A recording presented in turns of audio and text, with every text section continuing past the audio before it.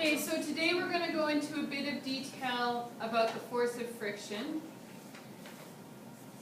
So friction occurs between two surfaces, and the force of friction always acts in the direction opposite to the direction of motion. There's two types of friction. The one that we will really talk about and we're concerned about is our kinetic. Okay? But just know that static friction occurs for anything that's stationary. The minimum amount of friction needed to prevent objects from moving. Kinetic friction occurs when objects are in motion. This is the one that, we will be focusing on the most. Okay, so there's something new, is called the coefficient of friction.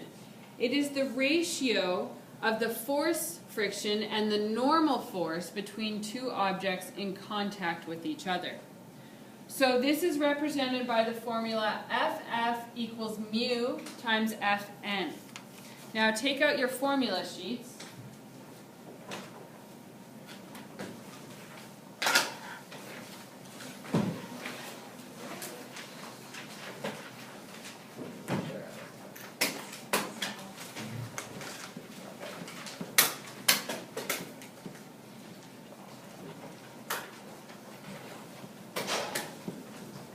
Look under the dynamics unit in your formula sheet, and it will look like this, with a bar FF is equal to mu times bar Fn. Okay? So that's that formula on your formula sheet. Got it? So the U looks, the thing there, it looks like a U.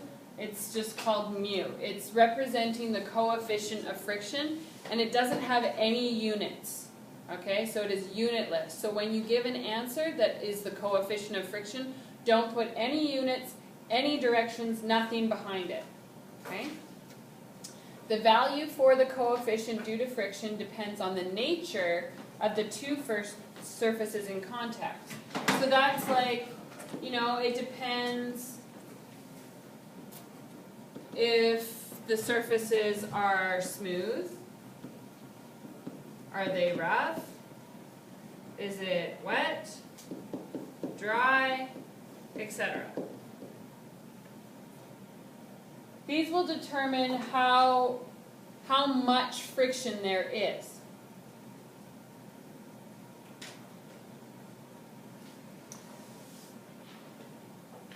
The coefficient of static friction, which is represented with mu s, so a little s for static, represents the conditions just before the object starts to move.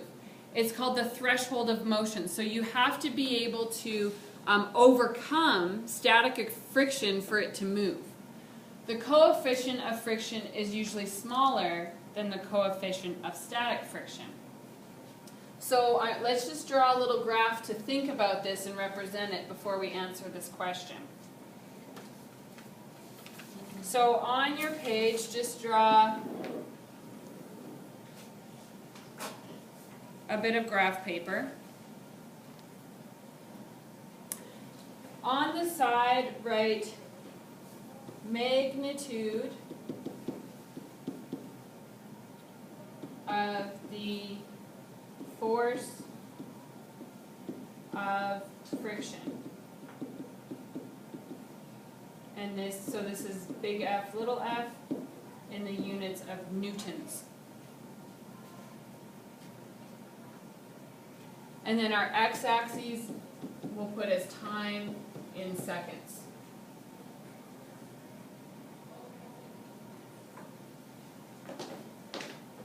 So the title is magnitude of FF versus time of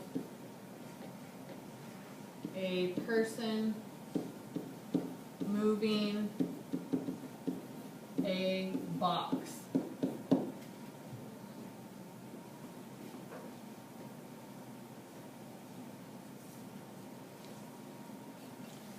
So let's put our axes labels. Let's put this our 0, Go a little up, put 1 and 2. And then we'll go up by 4, 8, 10, 12.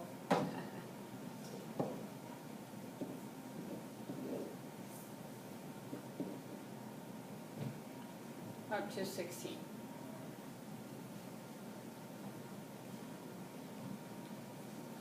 Okay. So, this is not that heavy. Let's pretend this is kind of heavy. Who wants to move the box? Lane does. Okay, Lane. Okay, Lane, I want you to push this box across this horizontal surface. Okay, very good. Can you do it with your hands and push it all the way to the door? No, I want you to push it across the surface. Keep going. All the way to the door. Yeah. I actually wanted you to go all, like, not stopping. Oh. Yeah. Pretend like... Okay, good. Great. Thanks, Lane. Okay, let's give him a hand. Very good at pushing the box. Yay. Okay. Now. Sure. Thank you. If it was a little heavier, it would be easier to see this. But when Lane first starts pushing the box, or if you can imagine pushing a really heavy box, it's hard to push it at first, right? It's like hard to kind of get it going. Once it gets going, you can just push it all the way across, assuming that you have the physical strength to do that. Okay? Yes, you're very strong. So once the box was moving, it was just going. He could kind of go fast. So if we think about it, over time, right away, the static friction is very high. Okay, so static friction is very high. I might use a different color. So that's our static friction. As the box gets moving, the force of friction is going to drop quite a bit because the box has momentum. Okay? So it's going to drop down quite a bit, right about to about 1. I'm going to change my color here. And then it kind of just, wavers a little bit all the way to the end. Stays around this area. So let's label this space here. This is static friction.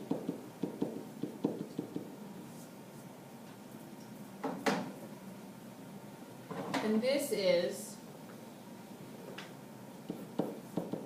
kinetic friction.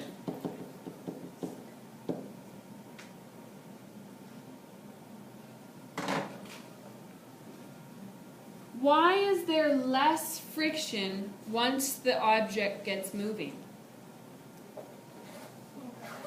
Momentum. So what Newton's law describes momentum? The first law. What does the first law say, Dylan?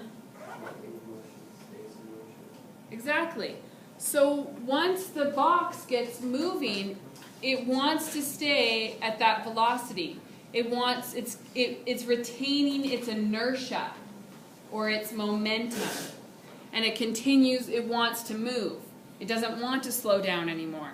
So then the friction has dropped quite a bit because now it's moving. So that's why we see that the kinetic friction, once an object is moving, is lower than before it starts moving, which is static. So static refers to not moving, kinetic refers to moving. Get it? Wow, you guys. Okay, so our answer to this question then, our answer is because of Newton's first law.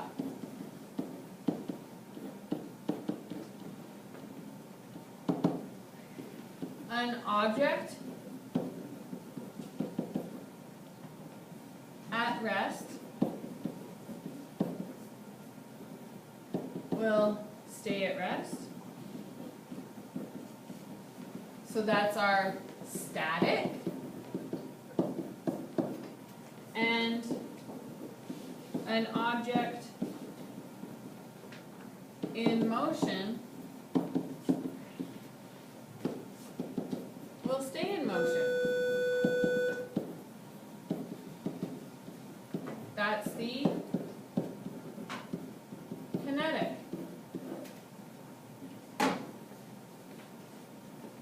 So therefore, mu k is less than mu s.